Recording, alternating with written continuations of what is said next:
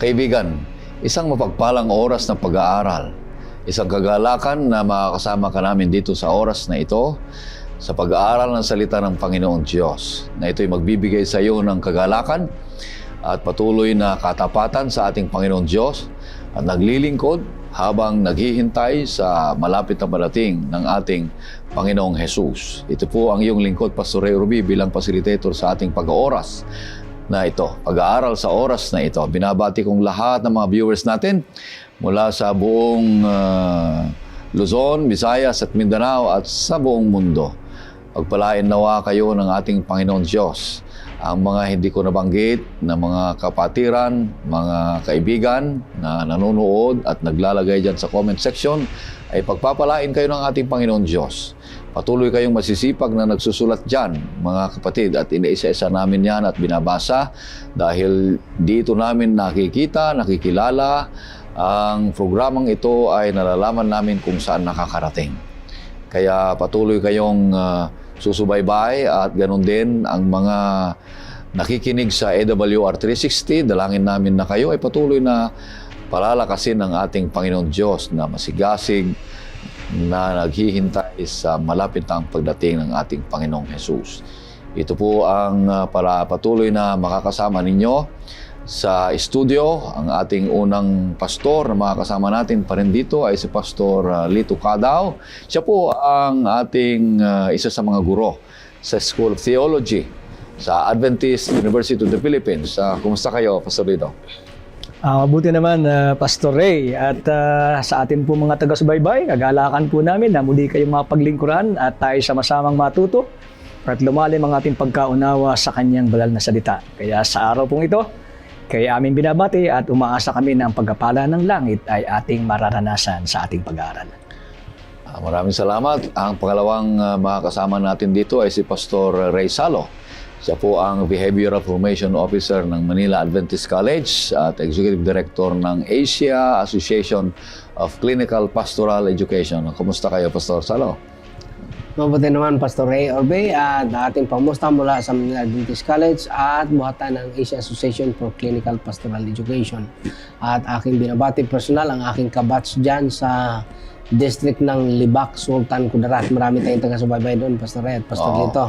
At mga kapatiran dyan, si Pastor Leonard Encarnacion, kasama ng kanyang mga elders at mga officers sa distrito ng Libak, Sultan Kudarat. Sa ating pagpapatuloy, nais kitang ganiyahan, kaibigan, sa isang panalangin. O Panginoong Diyos, Ama naming banal, lumalapit kami sa inyo dahil kinikilala namin kayo na may-ari at may-akda ng aming buhay. Nasa huling yugto na kami ng pag-aaral sa temang ito. Sa quarter na ito, Panginoon Diyos, ay nawa po, napakarami naming natutunan at napakaligaya na patuloy niyo kaming iniingatan at iniibig. Ngayon, Panginoon, ay pagpapalain niyo ang bawat isa, lahat ng mga sumusubaybay at nakikinig. Nawa po ay patuloy silang masigasig, lumalalim ang kaalaman. Patawarin niyo kami, Panginoon Diyos, sa aming kasalanan. Ganon din po ang pagpapatawad namin sa mga nagkasala sa amin. Ito hiling namin sa pangalan ni Jesus. Amen. Ang isang huling pag-aaral sa temang ito na ang pamagat natin ay pag-ibig at katarungan ng Diyos, tunay na napatibay tayo, napaibayo at nagkaroon tayo ng mas malapit na ugnayan sa ating Panginoong Jesus. Sapagkat lumalawak at lumalalim ang ating kaalaman sa ating pag-aaral ng linggo-linggo hanggang sa ngayong linggo ay patapos na tayo. Sa mga ginintuang salita ng ating Panginoong Diyos ay patuloy na nagpapaibayo sa ating ugnayan sa ating Panginoong Diyos. Tumataas yung ating level ng buhay spiritual at lalo tayong maibigin sa kapwa, mag-ingat sa sarili at tapat sa pananampalataya na nakikipagkaibigan tayo sa mga kaibigan na mas maliwanag pa ayon sa pagmamahal ng ating Panginoong Diyos. Kaya ngayong linggong ito ay ang ating huling paksa na papag-aralan, pang-13 na paksa. Sa linggong ito ay may pamagat na ang pag-ibig, ang katuparan ng kautusan. At ang talatang sa uluhin matatagpuan sa Roma 13, versikulo 8. Ito pong sinasabi, huwag kayong magkautang ng anuman sa kanino man, kundi mag-ibigan sa isa't isa, sapagkat ang umiibig sa kanyang kapwa'y nakatupad ng kautusan. Napakaganda. Buuin natin ang ating leksyon at tatalakayan natin sa 3 punto. Ang 3 punto ay mag-uumpisa sa letter L. Ang unang L dito ay love links with the law. Puro L ito. Ang pangalawa ay love legitimates the law. Ang pangatlo ay love lives out the law. At ibigay natin kay Pastor Salo ang konting introduction, tapos ang unang punto ay kanyang tatalakayan sa atin. Pastor Salo. Iko-connect po naman muna natin mga taga-subaybay ang ating lesson nung nakaraan sa ating lesson ngayon. Nais ko kayong anyayahan, basahin natin ang quotation sa Testimonies Volume 4, page 223. Ang sabi dito, no matter how many good qualities we may have, however honorable and refined we consider ourselves, if the soul is not baptized with the heavenly grace of the love of God and love to one another, we are deficient in the goodness and unfit for heaven. So yan po ang quotation, nagko-connect. Ano ba ang connection nito? Number one connection, the ultimate necessity or our credential for God is, number 1, baptism of heavenly love. Second is baptism of heavenly grace.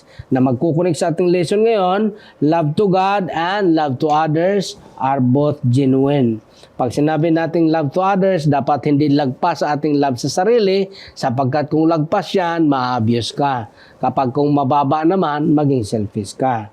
Love to ourselves, dapat hindi siya mas mataas din sapagkat maging selfish. Now, paano ma-demonstrate sa ating nakaraang lesson? Ma-demonstrate ito by kinakailangan hindi ka gumagawa ng masama at gumagawa ka ng mabuti. Pangatlo, nilalabanan mo yung masama. At pang-apat, sinusuportahan mo ang mabuti. So, 4 yun na requisite.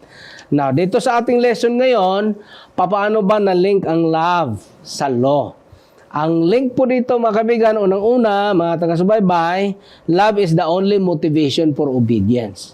Any motivation to obey, if that is not love, that is deficient in the sight of God. So, kulang yon. Pangalawa, the meaning of love and the commandment. Kung may meaning man ang commandment, isa lang ang meaning niyan. Ano ang meaning niyan? Pag-ibig.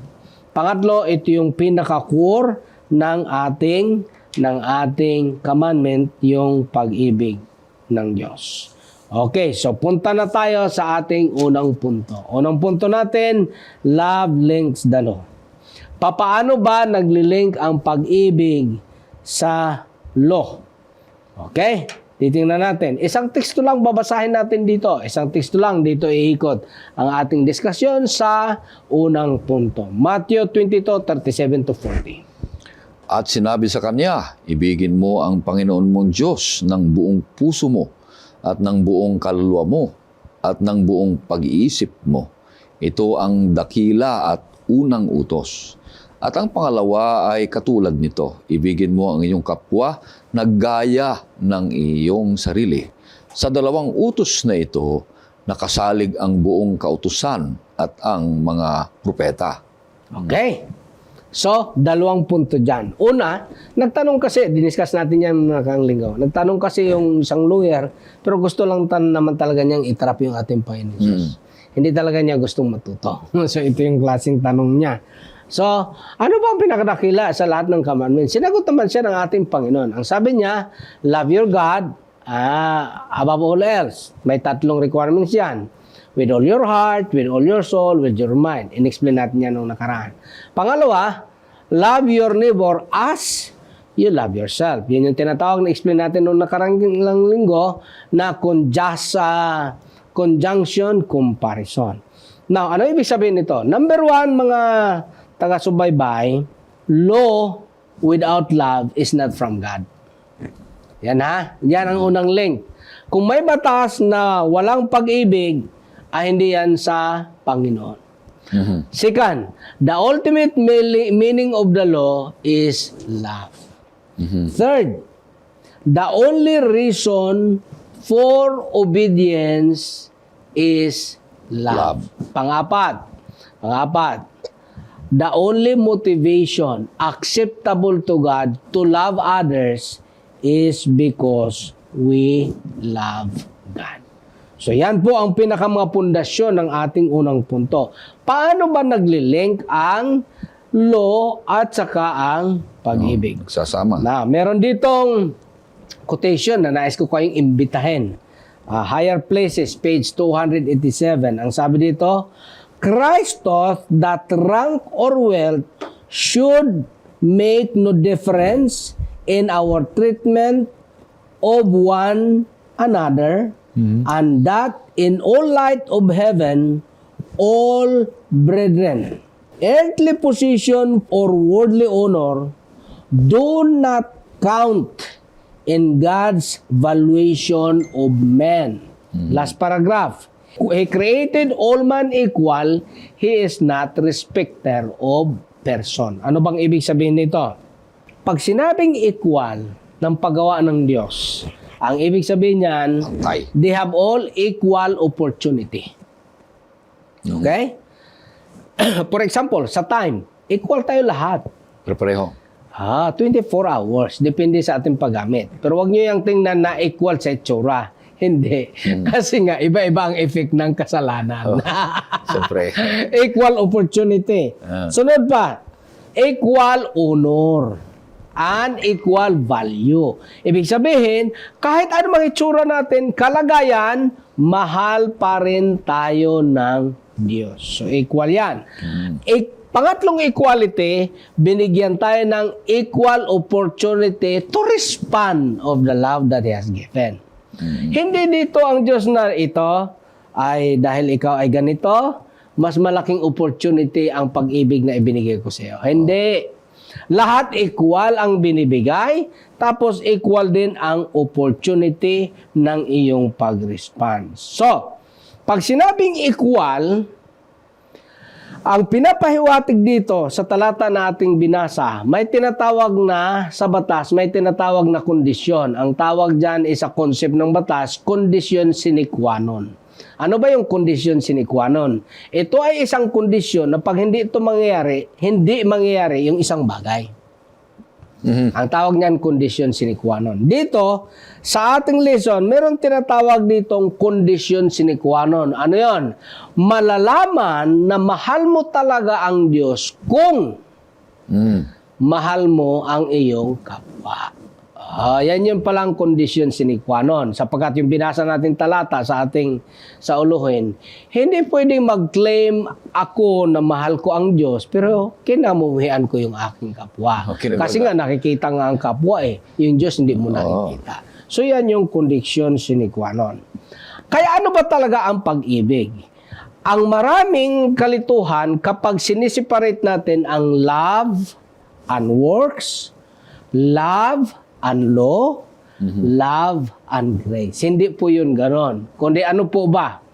Love that works, grace that works, faith that works, and effort of love that resulted into good works. Ganon po yung pinapahiwatig ng banal na kasulatan. Hindi pwedeng sinasabing may faith ka, iba rin yung love mo. Ay, hindi po yun.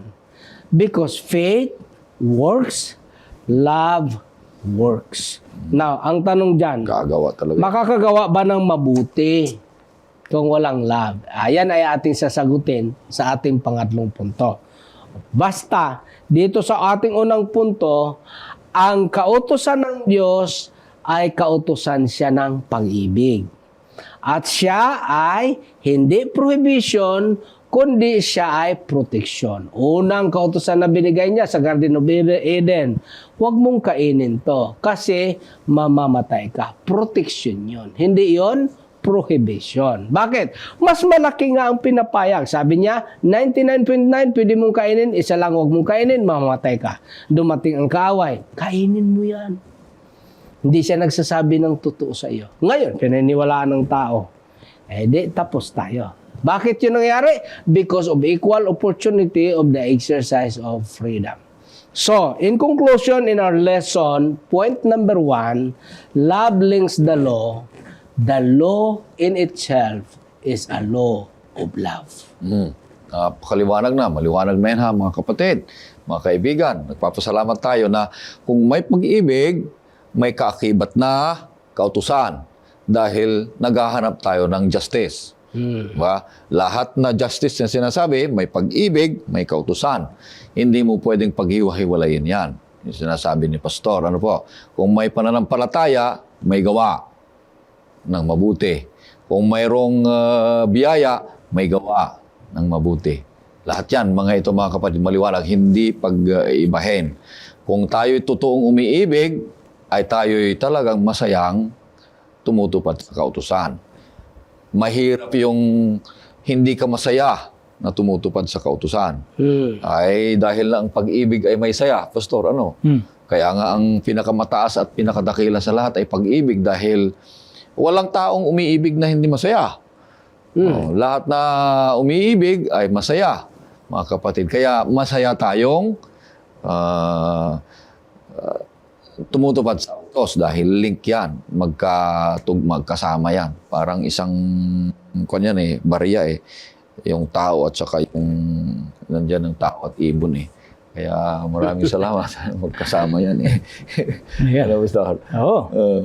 So kaya, yung bahagi ng ating first point na ang sabi ay the combination of love at saka ng law. Oo. Ang sabi sa atin ay demonstrate that following God's commandments inherently involve loving actions towards others. Yun. Kaya makikita natin yung link na ang sabi ay yung love ay nakalink sa law.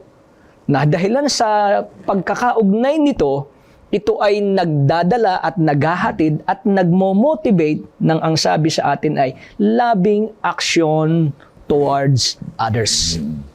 Ayan. At yung action na iyon ay hindi lang basta action dahil yun ngay magiging, ang sabi ay aksyon ng pag-ibig, kaya ikaw ay may loving actions sa mga tao sa iyong paligid. Tapos yung Kaya loving tama. actions dyan, Pastor Lito, yung loving actions dyan comes into four different categories. Yung kinukunik natin. Hindi ka gumagawa ng masama, Oo. gumagawa ka ng mabuti, Oo. nilalabanan mo ang kasamaan, Katiwalian. at sinusuportahan mo ang kabutihan. Kabutihan. Yung apat na yun yung holistic. Halimbawa, hindi ka nga gumagawa ng masama, hindi mo naman nilalabanan ang kasamaan. Ang effect noon, parang kinukundon mo. Hindi parang, kinukundon mo talaga. Hindi gumagawa ka ng kabutihan, pero hindi mo naman sinusuportahan ng kabutihan, ng iba ay kulang din yun. So, complete yun. Kailangan nandyan yung apat na elements. Kasi nga, yan yung link ng love and law. Pero, sa paggagawa mo sa lahat ng yan, isa lang ang motivation na pwede. Ang motivation lang dahil mahal mo. Mahal mo. Pagka ang motivation mo, inis kasi ako dito, kaya banatan ko to. Maling Oo, motivation. yan. Kaya yung link na sinasabi dito, magkaakibat yan, magkasama. Konektado yan. Konektado. At maganda yon kasi ang sabi nung kung ating iugnay dun sa ating nakalipas na lesson, ito ay nag-i-enhance at nag-i-strengthen ng community. Oo, yan. Oo. O, di ba ang ganda? Nagpapalakas. Nagpapalakas, Papalinaw, nagpapatibay, at papatibay. nagpapaganda. Kaya hindi pala maling sabihin na ang langit ay pwede nang magsimula dito na narito na yung kaharian ng Diyos sapagkat yung pag-ibig ng Diyos ay atin ang ikinakabuhay dahilan sa ugnayan at pagkakaugnay ng pag-ibig at ng kanyang kautusan. Mahirap yan. Kung dito pa lang sa lupa ay hindi tayo marunong sumunod, maging swile at sinungaling tayo, paano sa langit? Ay wala Hindi, uulitin na naman ng Panginoon Diyos sa langit kung mayroon pang maligtas na, wag na. Hindi na. Kaya ang bawat isa sa atin ay dapat bago tayo maging masunurin sa langit ay dito muna sa lupa maging masunurin. Dahil ang pagsunod ay dahil sa may pag-ibig tayo sa Panginoon Diyos. Napakahirap sumunod kung wala kang pag-ibig. Dahil ang pagsunod na may pag-ibig ay masayang sumunod yan, mga kapatid. Okay, pangalawang punto. Punta na tayo sa pangalawang punto. Love legitimates the law. Yan. Ayan. Ganda, Pastor Lito. So, dahil dun sa ating unang punto na ang sabi ay love links with the law, yung pangalawang punto ay nagsasabi na love legitimizes the law. Paano ba ito? Oo. Ang una, ang sabi dito, through Jesus' teachings. Ayan. Ha? And ultimate sacrifice combined. Ha? Okay. Yung kanyang teaching at saka yung kanyang ultimate sacrifice, ang sabi sa atin, Jesus affirmed the law as an essential expression of divine love. So ating tingnan, paano ba ito itinuro ng ating Panginoon? May ilang talata tayong babasahin.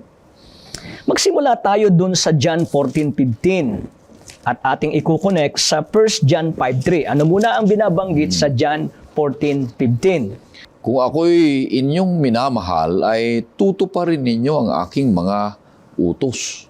So dun sa puntong iyon, makikita natin bilang kaugnayan dun sa unang punto natin, ito daw ay ang sabi ay inherently involves loving action towards others. Nagsimula sa Panginoon, patungo sa iba, sa tao, at ang sabi ng Panginoon, kung ako'y inyong iniibig, tutuparin niyo ang aking mga utos, yun ay kanyang turo.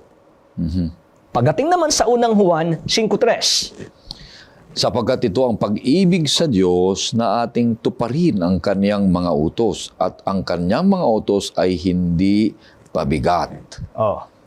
yung utos, ang sabi ay magiging magaan, magiging madali, hindi mabigat kung merong pag-ibig. Kaya ang sabi, love legitimizes the law. Pero hindi lang yun, kasi ang sabi natin, hindi lang yung kanyang teaching, kundi maging yung kanyang ultimate sacrifice ay sinasabi sa atin na nag-a-affirm ng law.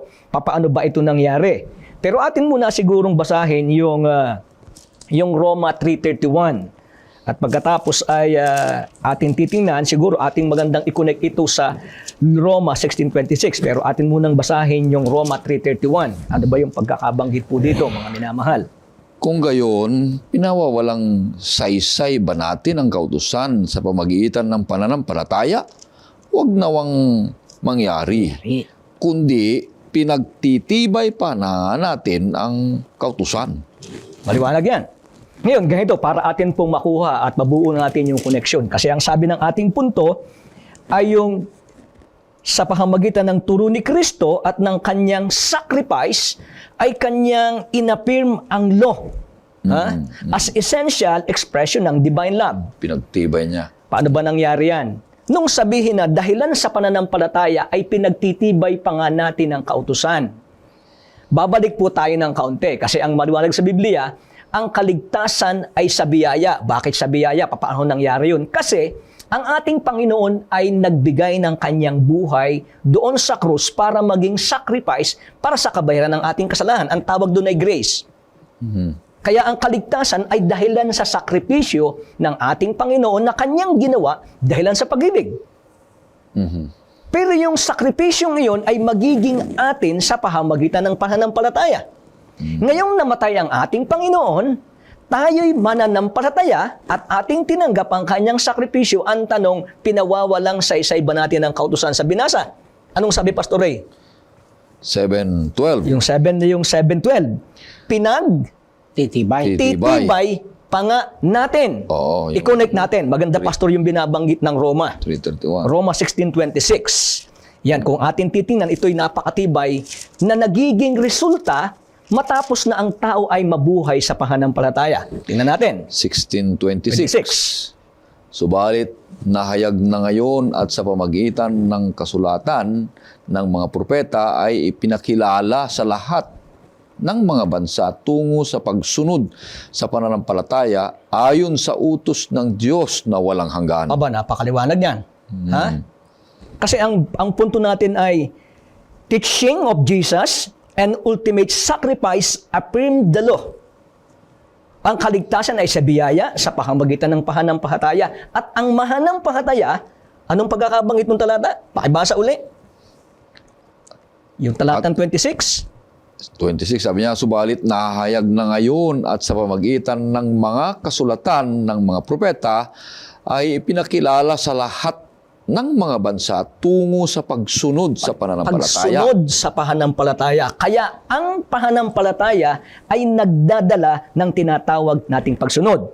Pero hindi doon nagtatapos yung ating pangalawang punto. Kasi ang sabi sa atin, ito palang kautosang ito ay nagkakarakterize na ang sabi ay holy, just, and good. Yun ay binabanggit, basahin natin yung talata ng Romans 7:12.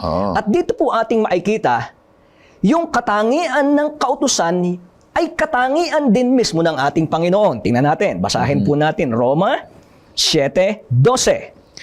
Kaya't ang kautusan ay banal at ang utos ay banal at matuwid at mabuti. Isa-isahin natin yon. Ang utos ay Banal. banal. Ano pa? Matuwid. Matuwid. Mabuti. Mabuti. Yan, nandun na lahat. Ay ito'y katangian mismo ng Diyos. Ha? So ibig sabihin, yung kautusan ay reflection mismo ng karakter ng ating Panginoon at marami tayong talatang pwedeng basahin, bagamat hindi ko na kayang isa-isahin dito. Ngayon, sa huling punto, ang sabi sa atin, the law characterized as holy, just, and good. At ito ang sabi ay mirror God's moral perfection and loving nature. O, di tama. Kaya, kung ano yung karakter ng Diyos, nakikita rin natin iyon sa kautusan dahil ang kautusan ay reflection ng ganyang karakter. At maganda po yung huling point. Kasi ang sabi ng huling punto, it points out sin and provides a moral compass. Ay mahirap naman na tayo iligtas ng Panginoon at pagkatapos tayong iligtas, sasabihin ng Panginoon, ay bahala ka nang mabuhay kung anong gusto mong buhay. Okay ba yun, Pastor Rodney? Pastor Ray? Hindi naman ganun eh. Ay ang sabi ng Panginoon, ako'y nagbigay ng buhay ng sakripisyo para sa inyo. Ito na, inyong tinanggap sa pahamagitan ng pananampalataya. Ay ang maganda, ang sabi ng Panginoon, ito na ngayon ang paraan ng buhay. Kaya ang sabi ng ating punto, ay ito daw ay it points out sin and provides a moral compass guiding believers to emulate Christ's life and sacrificial love. Kaya may gabay. Hindi tayo mabubuhay ng ayon sa gusto natin, kundi mabubuhay tayo ayon sa kalooban ng Panginoon. Kaya nga binanggit ng Romans 16:26 na sa pananampalataya ay tayo ay nabubuhay ng may pagsunod. Gahito kasi yan, gahito po kahalaga. Idinidiin dito yung kahalagahan ng kautusan bagamat hindi tagapagligtas kagaya ng binabanggit ng ating lesson. Ang kaligtasan nga ay sa biyaya sa pamamagitan ng pananampalataya na ito ay ating nauunawa ang kailangan sapagkat may banal na espiritong nagkukonvict. Ang magpipaliwanag, hindi naman po yan bago sa atin. Kaya lang, ang maganda nito, sa conviction, sa conviction ng banal na espiritong tayo nagkakasala, yung conviction merong pamantayan. Mahirap naman yatang mag-convict ka nang wala kang pamantayan. Di ba, Pastor? Ang pamantayan ay sinasabing katulad ng salamin, yun yung kautusan. Kaya sabi ni San Pablo, hindi ko sana nakilala ang kasalanan, kundi sa pahamagitan ng kautusan at sa pahamagitan siyempre ng banal na espiritong nagkukonvict. Kaya ito'y sumasalamin sa karakter ng Panginoon. Sa pagharap ko sa karakter ng Panginoon, na yun ay hayag sa kanyang kautusan, sasabihin ng kautusan, ito ang mali mo, ito ang pagkakamali mo. Ngayong ikay nananampalataya na, ito na ngayon ang pamantayan ng buhay mo. Sapagkat ikay nabubuhay sa pananampalataya, nabubuhay ka ngayon sa pag-ibig, ito na ang paraan ng buhay na iyong ipakikita bilang community o kaanib ng community ng ating Panginoon. Kaya dahil dyan, makikita natin kung gaano kahalaga at hindi po tayo magtataka kung bakit nilegitimize ng pag-ibig ang kautusan ng ating Panginoon. Ganda. Kaya ganun tayo ginagabayan, ganun tayo ngayon binigyan ng pamantayan ng Panginoon. Ang kanyang pamantayan para sa ating buhay ngayon ay naaayon sa kanyang karakter. Na yung kanyang karakter ay hayag at nare-reflect sa tinatawag nating kautusan ng ating Panginoon. Napakaganda, Pastor? Legitimates. Ang Tagalog nito ng legitimates ay maging tunay, legal, makaturungan o lehitimo. O validate sa ibang term. Binabalidate. O yun. Kapag hindi kasi legitimate, picky yan. Peke. Pag peke, walang effect. Oh.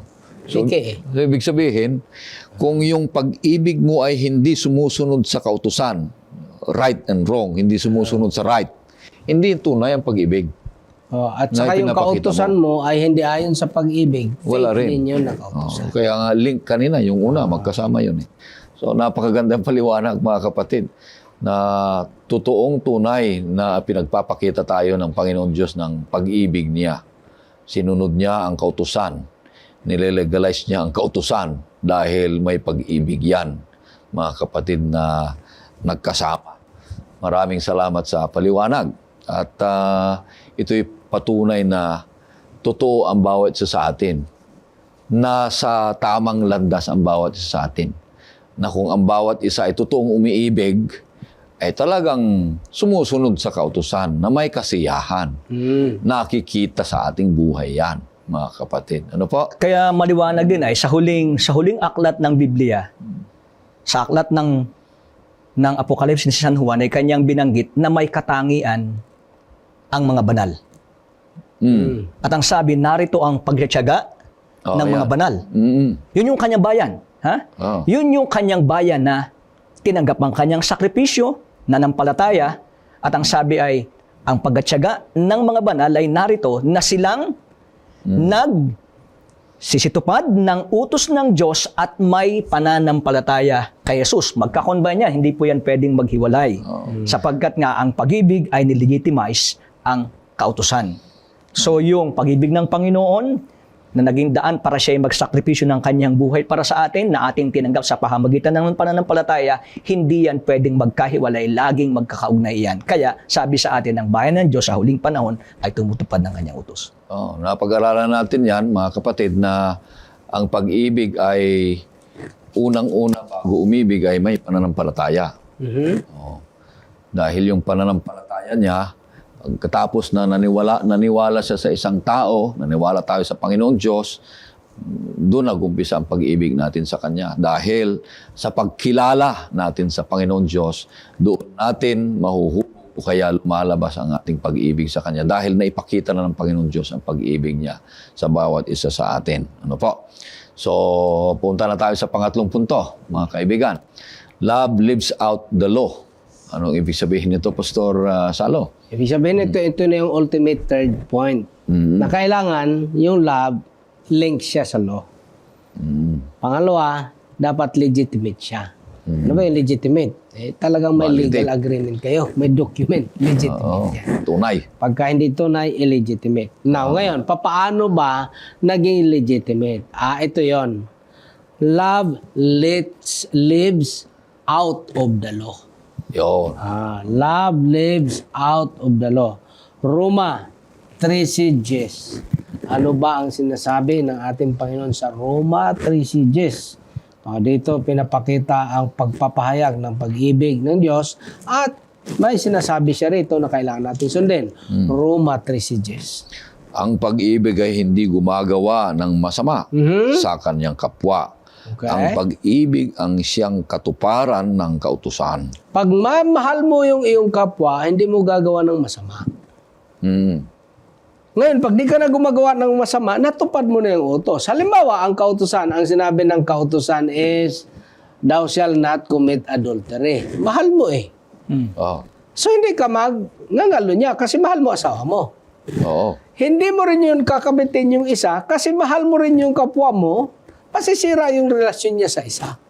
Kaya nga, ang requisite dyan, hindi lang isa. 4 yung requisite dyan, binanggit na natin kanina. Ano yung requisite? Hindi ka gumagawa ng masama, Gumagawa ka ng ng kapwa. mabuti, nilalabanan mo yung masama, ng korupsyon. at sinusuportahan mo yung mabuti. Yan ang indication ng pag-ibig.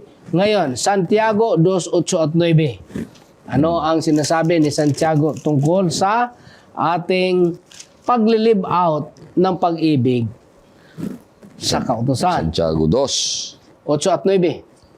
Oh, sabi dito, mabuti ang inyong ginagawa kung tunay na inyong ginaganap ang kautusang makahari ayon sa kasulatan. Ibigin mo ang iyong kapwa na gaya ng iyong sarili. Subalit kung kayo'y nagpapakita ng pagtatangi, kayo ay nagkakasala at kayo'y inilalantad ng kautusan bilang mga lumalabag. Oy, kahit pala gumagawa ka ng mabuti, pero nagtatangi ka, ibig sabihin, ang tamang term dyan na common ay double standard. Nagtatangi ka, hindi pala yun obedience.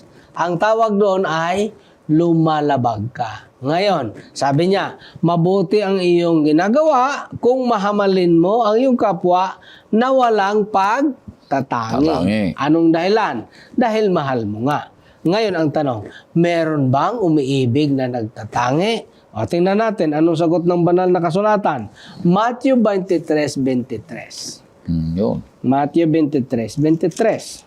Kahabag-habag kayo, mga eskriba at mga paresyo, Bakit daw kahabag-habag ang mga eskriba at parisiyo, sabi ng Diyos? mga mapagkunwari, Mapagkunwari. Mapagkunwari. Dahil, sapagkat nag-iika po kayo ng yerba buena. nag-iika po, mabuti ba yun o masama? Mabuti. Mabuti. Sunod? Nag-anis at nagkumino at inyong pinababayaan ang higit na mahalagang bagay ng kautusan. Ano daw yan? Ang katarungan, ang habag, Habag? at ang pananampalataya. Anong palataya? Subalit, dapat sana ninyong gawin ang mga ito nang hindi pinababayaan ang iba. Yun. Ang sabi niya, mapagkunwari kayo. Ang sabi ng Diyos, ay, patawarin, kahabag-habag kayo. Bakit? Kahabag-habag kayo, akala nyo gumagawa kayo ng mabuti. Kagaya ng ano? Nag-ikakapo ka naman, mabuti naman ang iyong performance, pero pala, hindi mo ini-execute ang katarungan. Ibig sabihin, kahit paanong pangangaral natin ng katarungan at pag-ibig, pero patuloy naman tayo nag-uupres ng ating kapwa, nagkukurap naman tayo sa ating posisyon, hindi naman natin iniibig at inalagaan ang mga taong reach out natin, Tiwali. hindi yon pagsunod sa harapan ng Diyos. Ngayon, punta tayo sa 1 Corinto. 1 Corinto Kapitulo 13, mga talatang 4 hanggang 8. Gusto ko yung rendition ng New International Version dyan. Kasi merong 16 elements ang pag-ibig, Pastor. 13 16. 13, verse 4 to 8. Yan yung mga element ng pag-ibig. 16 yan. 16 yan. Sige na, basahin mo. ang pag-ibig ay matiisin Una. at magandang loob. Pag-ibig ay hindi mainggitin o mapagmalaki o hambog. Hindi magaspang ang kilos. Hindi nito ipinipilit ang sariling kagustuhan.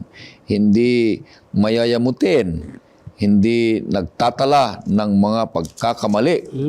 Hindi ito natutuwa sa masamang gawa, kundi natutuwa sa katotohanan. Pinapasan nito ang lahat ng bagay. Pinaniniwalaan ang lahat ng bagay. Inaasahan ang lahat ng bagay. Tinitiis ang lahat ng bagay. Ang pag-ibig ay walang katapusan, subalit maging mga propesiya ay matatapos, maging mga wika ay titigil, maging kaalaman ay lilipas. Isa lang ang hindi pwedeng lilipas. Ano daw? Pag-ibig. Walang katapusan. Yan lang ang walang katapusan. Pag-ibig. At ang meaning talaga ng kautusan at hustisya ay pag-ibig. Pag-ibig natin sa Diyos, yan ang pinakamataas at mapapakita natin yan sa quality ng pag-ibig natin sa ating kapwa. At ang quality ng pag-ibig sa ating kapwa, hindi dapat sobra at hindi rin kulang sa ating pag-ibig sa ating sarili. Kapag ka, ulitin natin kasi mahalagang concept ito, kapag ka ang pag-ibig mo sa sarili ay mas taas sa pag-ibig sa kapwa, ang resulta mo, selfish ka. Pag ang iyo namang pag-ibig sa kapwa ay mas mataas kaysa pag-ibig mo sa sarili, ang resulta mo, madali kang maabuso. Bakit? Low self-esteem ka. Sasabihin niyan, ay, masaktan man ako, okay lang. Basta masaya siya. Hindi yan ang contemplated na sinasabi ng ating Panginoon Hesus. Bakit? Kailangang equal yan. Pahalagahan ang sarili, ibigin ang sarili, kung paano pinapahalagahan ang sarili at inibig ang sarili, sa ganong paraan at pamantayan, iniibig din natin ang ating kapwa. Hindi sobra, hindi kulang. Kasi yun ang indication at malalaman na mahal natin ang Diyos. Ngayon, nakikita na yun ng tao. Inibig mo yung kapwa, inibig mo yung sarili, nalalaman na. Ano ngayon, sino ngayon ang kanilang papurihan? Oh, ang bait naman ni Pastor Orby, ni Pastor Salo, ni Pastor Lito. Mali. Mali yun. Ang papurihan nila, ang ama na nasa Langit. nung sinabihan ko, ang bait mo naman, ang galing mo. Siyempre, ako pa. Ay, yun doon ka padadali. Bakit? Kinukuha mo ang merit na hindi para sa'yo. Ulitin ko ha, ang pag-ibig at grasya is not against effort. Talagang may effort dyan. It is what? It is against merit. Kaya, pag sinabing merit, yung inaangkin mo ba? Nasasabihin mong sayong gawa yan. Hindi nga yan sa'yo eh. Nga bakit? Gawa nga yan ng Holy Spirit sa'yo. Kaya nga ang tawag dyan, fruit of the Holy Spirit. Na siya ang nagbubunga sa ating mga pag-uugali. Kapag ang isang tao ay inaangkin niya ang merit, ay yun yung mga Pariseo at Iskriba. Ano ang tawag ng Diyos doon? Mateo 23:23. Kahabag-habag. Kahabag-habag. Kahabag-habag. Kaya huwag sana tayong maging kahabag-habag. Huwag sana tayong maging kahabag-habag na inaangkin natin ang merit. I-credit natin sa tama. Sino daw ang tamang bigyan ng credit? Ang amang nasa langit. Maganda. Ang pangatlong punto dito ay maliwanag na ang pag-ibig ay isinasa kabuhayan niya ang kautusan. Kaya maliwanag yan mga kapatid na makikita sa ating buhay ang prinsipyo ng kautusan. Mga kapatid, ano po, para tayo ay pupurihin ng mga tao, pero ito ay para sa Diyos. Huwag nating angkinin. Ang pupurihin ay yung amang nasa langit. So ano ang attitude mo dapat? Pag pinuri ka, salamat, purihin ang Diyos. Praise God. At saka alam ng Panginoon dyan kung nagkunyari ka lang o hindi. Salamat at pinuri ako. At kung bakit nagkaganon, ay maliwanag ito na itong ating love lives out the law. Ito yung buhay na ang mga mahanampalataya ay nabubuhay at lumalakad sa kabanalan. Amen. Napakainam nun. Ha? Kaya nga, pag nabubuhay sa kabanalan ang mga anak ng Diyos, ang naluluwalhati ay ang Diyos. At yun namang mga tao ay nakapangangaral sa kanyang sarili. Hindi lang yon. Itong ating ikabubuhay, ang kautusan ng Diyos, gusto ko rin ating makita yung salitang proteksyon. Tayo dito ay napoprotektahan. Napoprotektahan, hindi lang tayo, pati ang ibang tao. Bakit? Sapagkat una, hindi ako nakakagawa ng masama, wala naman akong maaargabyado. Kaya protected ako sa paggawa ng mali, yung tao sa paligid ko, protected din na hindi ko mau-offend. Kaya tama sa mga ilustrasyon na atin pong nakikita, mga minamahal na mga taga-subaybay, hindi lang yung kautusan ay inihambing sa salamin. Inihambing din ito sa isang bakod. Kasi yun yung pamantayan na pamumuhay ng isang mahanampalataya. Naalala ko tuloy yung maikling kwento, mayroon daw isang village na may bangin. Naglalaro ang mga bata sa gilid, nahuhulog. Nag-meeting yung mga tao na leader, sabi niya, lagyan natin o tayo bumili ng ambulance. Pag may nahulog, diretsong ospital, bago dumating, patay. Sabi nila, hindi kinakailangan ang ambulance, magpatayo tayo ng hospital. Nung magtayo ng hospital, naglalaro, nahuhulog, pagdating ng hospital, patay din. Sabi nila, wala, hindi magandang solusyon. Lagyan natin ng bakod. Nilagyan ngayon ng bakod dun sa gilid ng bangin. Mula nun, wala nang nahuhulog. Wala Protected. Dahil dyan, mga minamahal nating mga taga-subaybay, living out or loves, because love lives out the law, hindi lang tayo lumalakad sa kabanalan, hindi lang tayo nabubuhay sa ideal ng Panginoon na ang sabi ni Pastor Ray, hindi ito sa ating sarili. Yan ang maliwanag. Sa gabay, bunga ng Espiritu at sa kapangyarihan ng Panginoon. Sa pamamagitan nito, tayo'y napoprotektahan. Hindi ako nakakagawa ng mali, nagagawa ko ang kalooban ng Diyos, hindi ko rin nauupen ng aking kapwa-tao at ang pag-ibig ay hayag sa ating mga buhay. Tapos titingnan natin yan into the reality and practicality. Kasi Pastor Ray at Pastor Lito, ano ba ang reality talaga? May tunggalian nga eh. So ang reality dyan, meron talaga dyang oppression, meron niyang abuse, meron corruption. Kaya nga, 4 dyan ang kategory. Ulitin natin yung kategory. Hindi enough na hindi ka lang gumagawa ng mabuti, ng masama. Ano pa? Gumagawa ka ng mabuti. Good Samaritan ang example dyan. Hindi lang din enough na gumagawa ka ng mabuti. Ito yung fail ng mga judges noon. Kailangan puksain mo ang korupsyon. Labanan mo ang katiwalian. Labanan mo ang katiwalian. Kasi hindi ka gumagawa ng masama, gumagawa ka ng mabuti, pero may katiwalian, wala ka namang ginawa. Lalo tingin ko ikaw Nanonood nasa ka lang. posisyon, Nanonood. ikaw sana ang magdedesisyon, ang ginawa mo, kinundon mo pa yung gumagawa ng masama, ay Pinagbutuhan mo pa yung katotohanan. Oo, Ay, liability mo yon. Labanan mo ang kasamaan. Ano pa? Suportahan mo ang mabuti.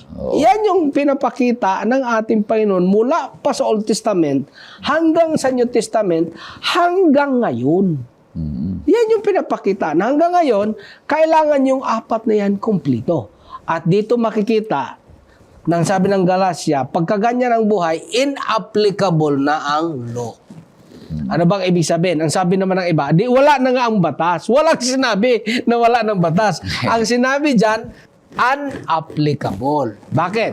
Pag sinabi mong, thou shall not kill, applicable ba yan doon sa taong hindi naman pumapatay? Hindi. Hindi. Kasi nga, hindi naman talaga siya pumapatay. Sino ang sinasabihan nun? Yung mga pumapatay. Yung mga pumapatay kasi nga, pumapatay eh. Kaya thou shall not kill. So, ibig sabihin mga taga-subaybay, na ang pag-ibig ay ito lang ang tamang motivation at ito lang din ang tamang aksyon. At nabanggit na natin kung paano may pahayag natin sa 4 na pamamaraan na ating nabanggit kanina. So kaya lumalabas, napakaliwanag na ang pag-ibig, ang katuparan ng kautusan. So ibig sabihin, may pamantayan ang Diyos sa kanyang paraan ng kanyang gobyerno at yun ay ang pag-ibig. Yun ang pundasyon ng kanyang pamahalaan o ng kanyang gobyerno. Na yung pag-ibig na iyon ay hindi ay yung pamahalang iyon na ang sabi nakapundasyon sa pag-ibig ay kaakibat din na yun ang katarungan at nais niya itong parating iiral sa kanyang kaharian. Kaya dahil doon, tayong nabubuhay sa kanyang kaharian, ito rin ang dapat nating ikabuhay. Kaya sabi ng pamagat ng ating lesson, God's love and justice. Yan. Ito ngayon ang dapat nating maging karanasan habang tayo naghihintay sa pagbabalik ng Panginoon. Purihin ang Panginoon Diyos. Maraming salamat sa mga napakaliwanag na paliwanag natin sa salita ng Panginoon Diyos. Maraming salamat, Pastor Salo, Pastor Lito, sa buong trimestre na ating pag-aaral sa salita ng Panginoon Diyos. Napakaraming mga natutunan ng mga kapatid. Ako'y natutuwa sapagkat napakaraming mga dumadami na talaga yung nagko-comment sa atin. Nagla-likes dyan sapagkat natutuwa sila sa ating mga paliwanag ayon sa kapangyarihan ng Banal na Espiritu, hindi sa amin ito, kundi para sa ikaluwalhati at kalooban ng ating Panginoon Diyos. Kaya purihin ang kanyang pangalan. Maraming salamat kayong mga kapatid na dyan na patuloy na sumusubaybay. Huwag nating kalimutan na ang pinakasentro ng ating leksyon ay love and justice, mga kapatid, na ang Diyos ay pag-ibig, naghahanap siya ng hustisya, at idinibig in niya Next quarter, improve. ang ating mga pagsunod sa kanyang mga gawain. Kaya ang susunod na lesson natin, tema natin ay mga allusions, images, symbols, how to study Bible prophecy. Mas malalim na naman natin na maunawaan ang ibig sabihin ng mga propesiya ng ating Panginoon Diyos na nakatala sa pananakasulatan. At patuloy kayong susubaybay, mga kaibigan, mga kapatid. At pwede kayong magpasalamat, Pastor. Oy, maraming salamat sa mga taga-subaybay natin sa Luzon, Visayas, Mindanao at sa buong mundo. Maraming salamat sa pagkakataon na kami po ay nakasama rito sa oras ng pag-aaral, Pastor Ray, Orbe, at nawa patuloy nating idalangin ang ating sunod na magiging guest na sunod na quarter. Sa next na linggo, ang mag-guest po natin ay ipakilala yan ni Pastor Orbe. At ako, ang aking sambahayan, nagpapasalamat sa inyong suporta at nadalangin sa atin. Pastor Lito. Siyempre, maraming salamat sa Panginoon sa ganitong pagkakataon na tayo ay naging kabahagi ng oras ng pag-aaral. At naniniwala po kami na bagamat minsan ay meron tayong iba-ibang pagkaunawa sa ilang mga anggulo at aspeto ng ating pagkaunawa sa Biblia, naniniwala naman po kami na tayo pong lahat ay lumago, tayo natuto lumawak ang ating kaalaman. Kaya pinagpapasalamat po namin at natin sa Panginoon ang mga bagay na ito. At nawa, kayo po ay parating sumubaybay sa palatuntunang ito. Sino man po ang magiging kasama ni Pastor Urbi sa pag-aaral na ito, alam po natin na sila'y kakasangkapahin ng Panginoon. At kayo naman, na saan man kayo naroroon sa balat ng lupa, na nakasubaybay sa sharing ito ng ating first quarter ng ating lesson, naniniwala po kami na bagamat hindi namin kayo kilala, pero alam namin na ang inyong ginawang pagsubaybay ay nakatala sa talaan ng langit. At kung tayo magkita-kita saan mang lugar, kagaya po ng akin o aming regular na karanasan, wag po kayong mag-aatubiling bumati na sabihin yung pastor, kayo po'y aming nakita, kami po'y nakinabang, at syempre ang luwalhati ay atin pong bibigay sa Panginoon na kayo'y natuto at tayo natuto sa kanyang salita. At dagdag pa dyan, Pastor Orbe, sakali mang ang ating pag-aral dito ay may mga pagkukulang at pagkakamali or masakit na nabanggit, nawa ang kapatawaran ng langit ay atin ding ibigay. At sa amin ay patawarin niyo po kami kung sakali mang may mga nasagasaan. Kung sakali kasi tao naman tayo. At may nasagasaan kamalian at ating ipas sa Diyos at manalangin po tayo. At isang paalala pa ay sa ating pong pag-aaral, wag na po kayong manubok at manukat ng mga naglilid ng pagrirepaso ng ating lesson. Tulungan po natin sila. Yun ang tamang attitude. Na pag meron kayong nakitang parang kakaiba yun sa aking pananaw, baliktad, mali yata, ay hindi po natin ipapahiya, hindi po natin susukatit, sabihin na ganito yan, kundi tayo pong lahat, ang tamang attitude ng paglago ay mapagpakumbaba tayo sa kanya salita. Okay. Maraming salamat, Pastor Lito, Pastor Salo, sa patuloy niyong pagkikisangkot sa gawain ng Panginoong Diyos at dito sa studio, pag-aaral ng salita ng oras ng pag-aaral. Kaya bago tayo manalangin, makakarinig po tayo ng isang awitin at pangunahan tayo ni Pastor Salo sa huling panalangin.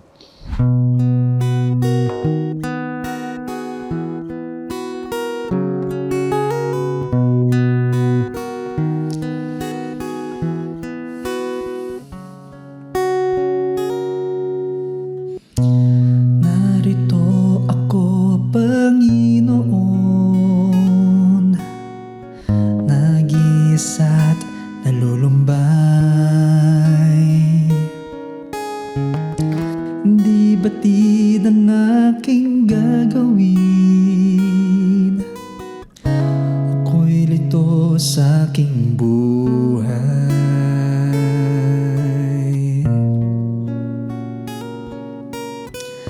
Ang bukas ay hindi ko alam. Di rin alam ang gagawin ngayon. Ang kailangan ko'y kagapay sa paglimot ng kahapon. Maging madilim man ang gabi, ay darating din ang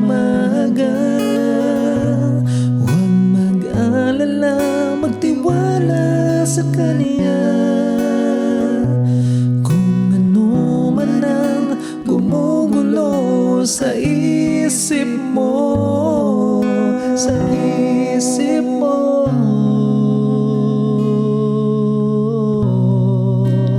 ang Diyos lang ang tanging sandigan mo.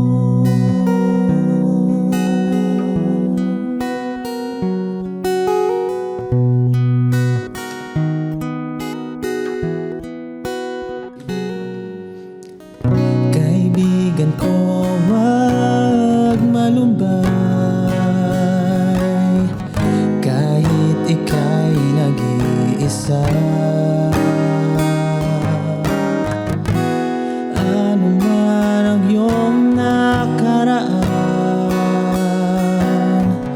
wag na itong isipin pa.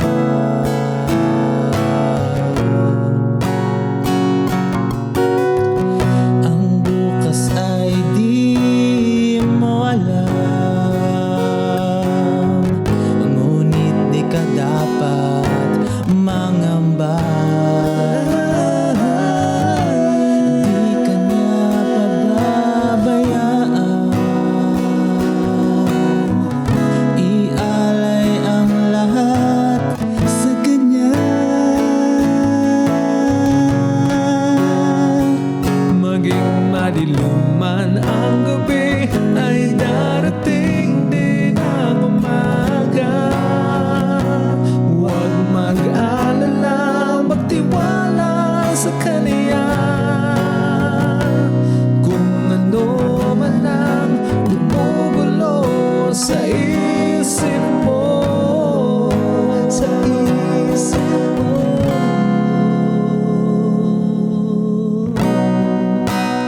ang Diyos lang ang tanging sandigan mo. Ang gabi ay darating din ang umaga. Huwag mag-alala, magtiwala sa Kanya. Kung ano man ang gumugulo sa isip mo, sa isip mo,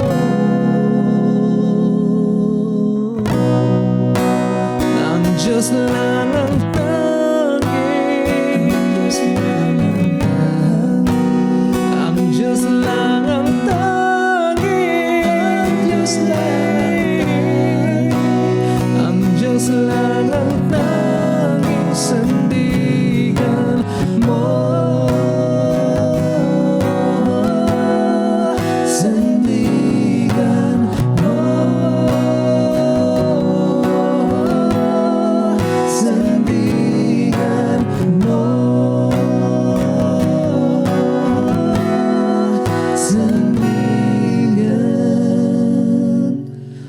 mo.